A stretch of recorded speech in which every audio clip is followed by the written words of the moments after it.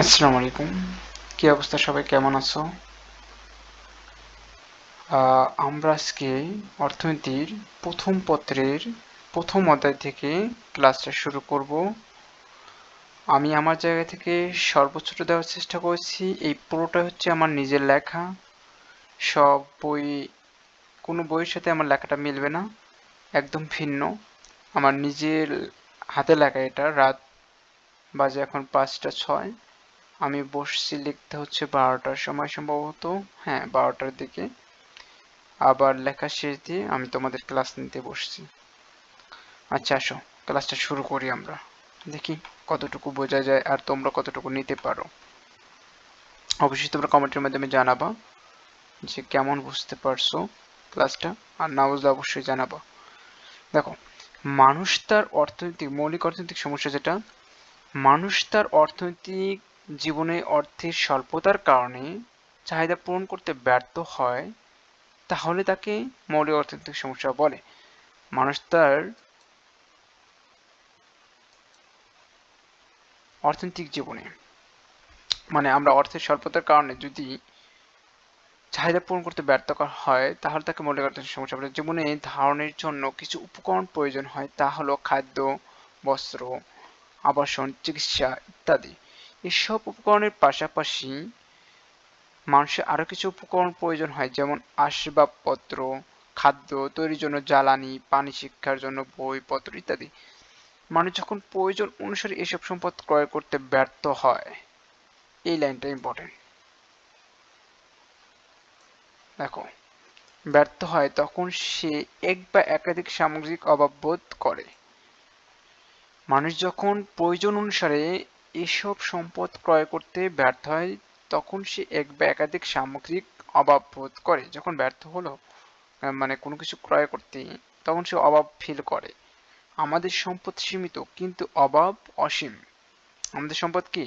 সীমিত কিন্তু অভাব অসীম। এই সীমিত সম্পদের মাধ্যমে সকল অভাব পূরণ করা সম্ভব হয় না। সীমিত সম্পদ, অসীম অভাবের কারণেই মৌলিক অর্থনৈতিক সমস্যা দেখা যায়। তাছাড়া দুষ্প্রাপ্যতা এবং নির্বাচনের মাধ্যমে মৌলিক অর্থনৈতিক সমস্যা দেখা যায়। এই প্রত্যেকটা লাইনই হচ্ছে ইম্পর্টেন্ট। তার মানে আমরা কথা ক্লিয়ার। আমাদের মৌলিক অর্থনৈতিক সমস্যা কি? আসলে আসলে সম্পদের স্বল্পতার কারণে আমাদের যে সমস্যাটা সৃষ্টি হয়, তাকেই বলা হচ্ছে মৌলিক অর্থনৈতিক সমস্যা।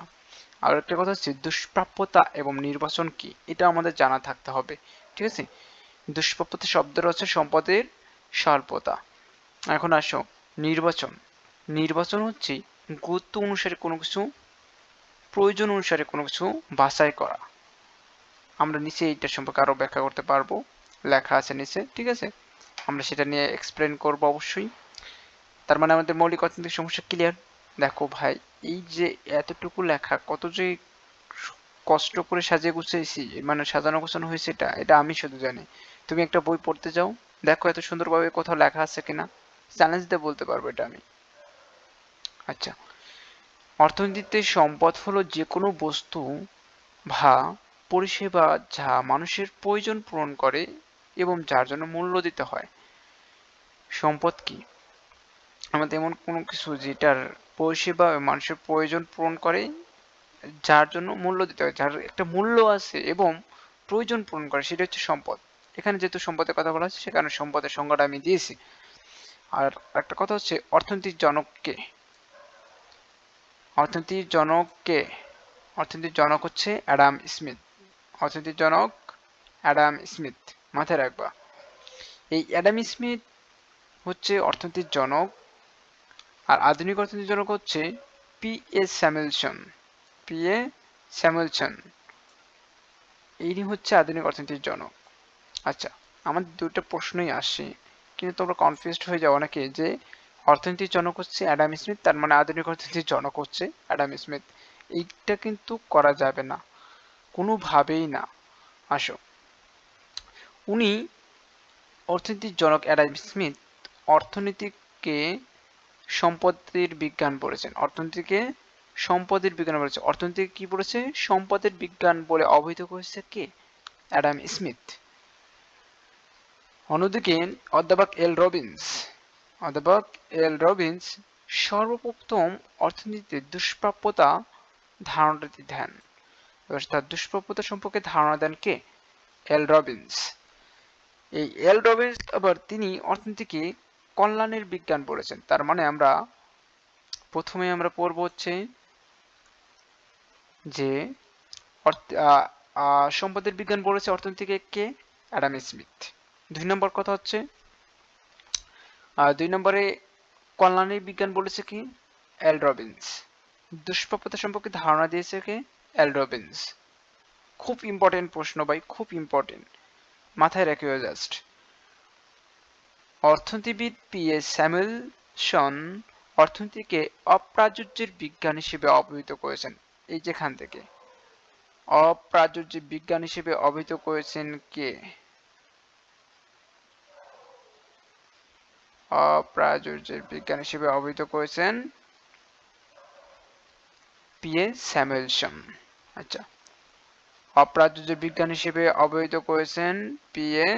স্যামুয়েলসন, মাথায় রাখবা। অর্থাৎ অপ্রাচুর্যের বিজ্ঞান হিসেবে অভিহিত করেছে পি.এ. স্যামুয়েলসন। এই যে পি.এ. স্যামুয়েলসন, এইটা উনি অভিহিত করেছে কি? অপ্রাচুর্যের বিজ্ঞান হিসেবে অভিহিত করেছে। ক্লিয়ার? আচ্ছা, অধ্যাপক রবিন্স এর মতে অর্থনীতি হচ্ছে একটি বিজ্ঞান যা অসীম, অভাব, বিকল্প ব্যবহারযোগ্য দুষ্প্রাপ্য সম্পদের মধ্যে সমন্বয় সাধন সংক্রান্ত মানবীয় আচরণকে বিশ্লেষণ করে। মানে অধ্যাপক রবিন্সের মতে অর্থনীতি হচ্ছে একটি বিজ্ঞান যা অসীম অভাব, কেমন অসীম, ও বিকল্প ব্যবহারযোগ্য দুষ্প্রাপ্য সম্পদের মধ্যে সমন্বয় সাধন সংক্রান্ত মানবীয় আচরণকে বিশ্লেষণ করে। তার সংজ্ঞা বিশ্লেষণ করলে 3টি বিষয় পাওয়া যায়।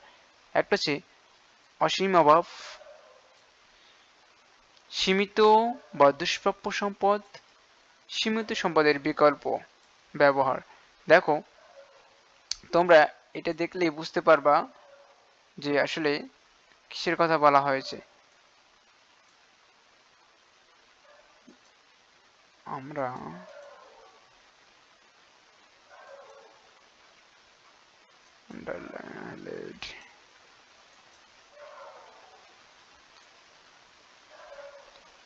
এখানে এই লাইনটা, হ্যাঁ ইম্পর্টেন্ট।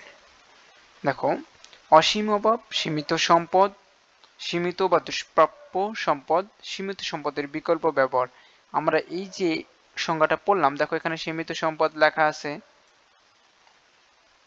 সরি এইটা না, এখানে এই যে কোথায় যেন আমরা দেখলাম, বিকল্প ব্যবহারযোগ্য দুষ্প্রাপ্য সম্পদের মধ্যে সমন্বয় সাধন সংক্রান্ত আচরণকে বিশ্লেষণ করে।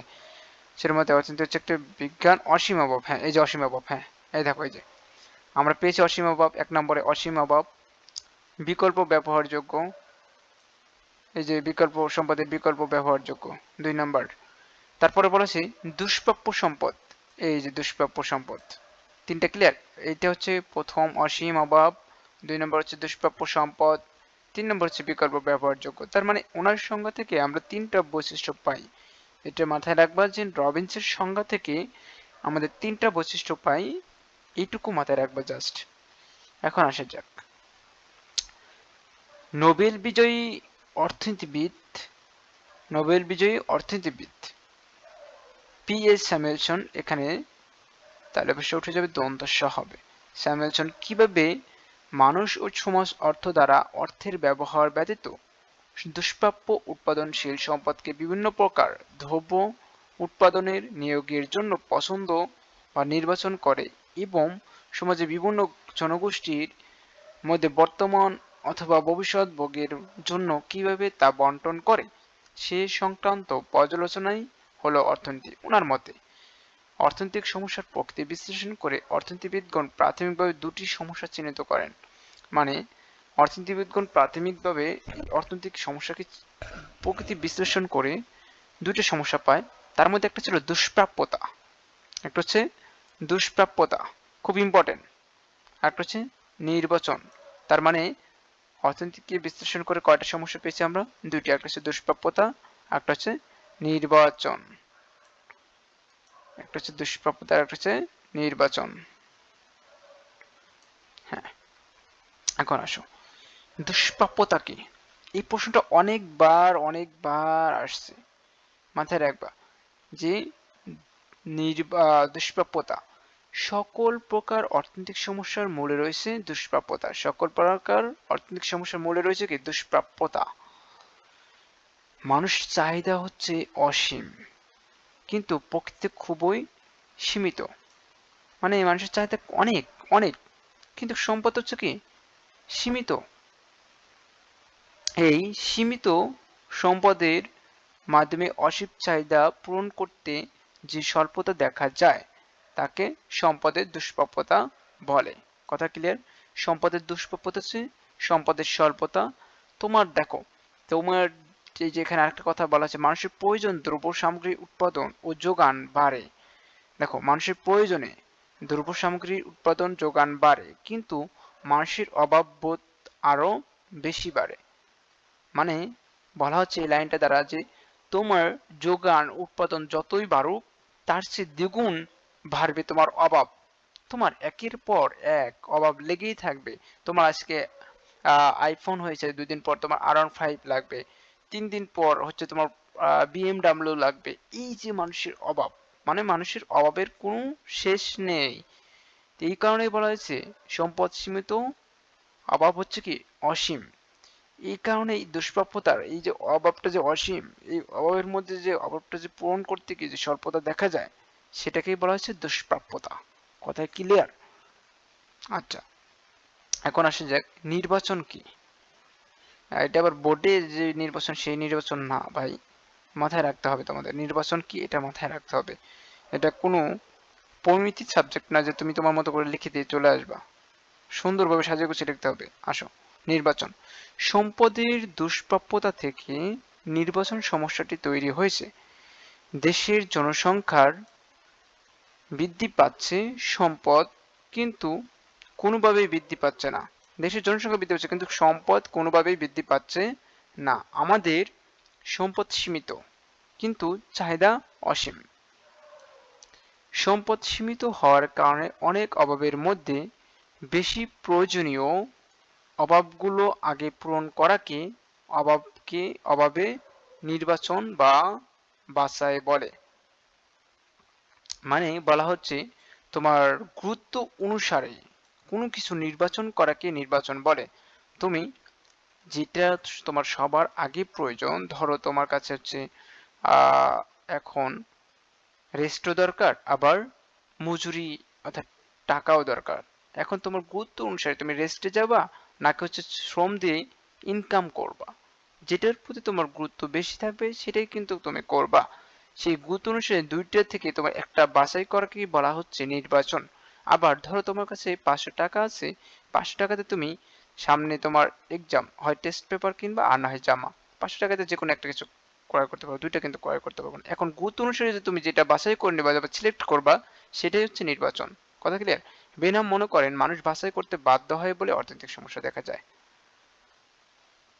দ্রব্য হচ্ছে দুই প্রকার, একটা হচ্ছে অর্থনৈতিক দ্রব্য যেটা হচ্ছে মূল্য দিতে হয়, যেমন ধান গম, এটা ক্রয় করতে গেলে তোমার মূল্য দিতে হবে। একটা হচ্ছে মুক্ত দ্রব্য যেটা কোনো মূল্য দিতে হয় না, বিনামূল্যে পাবা, যেমন বাতাস, সূর্যের আলো। আধুনিক অর্থনীতির জনক হচ্ছে P.S. স্যামুয়েলসন, অলরেডি বলে ফেলছে এটা। আর উনি এই P.S. স্যামুয়েলসন মৌলিক অর্থনৈতিক সমস্যাকে 3টি ভাগে ভাগ করছেন। কি উৎপাদন করা হবে, কিভাবে উৎপাদন করা হবে, কার জন্য উৎপাদন করা হবে। পরবর্তীতে আমি এই 3টা নিয়ে ব্যাখ্যা করব ইনশাল্লাহ। আর আমি আর টাইম বাড়াতে পারতেছি না, কারণ তোমাদের ইউটিউবে 15 মিনিটের উপরে ক্লাস নেওয়া যায় না প্রথম দিকে। ক্লাস এই পর্যন্তই। আল্লাহ হাফেজ, দেখা হবে ইনশাল্লাহ নেক্সট ক্লাসে। এই পর্যন্ত সুস্থ থাকো, শুভকামনা রইল সবার জন্য। ক্লাস করো সুন্দরভাবে, আর কমেন্টের মাধ্যমে জানাবা ক্লাস বুঝতে পারছো কিনা। ওকে, আল্লাহ হাফেজ।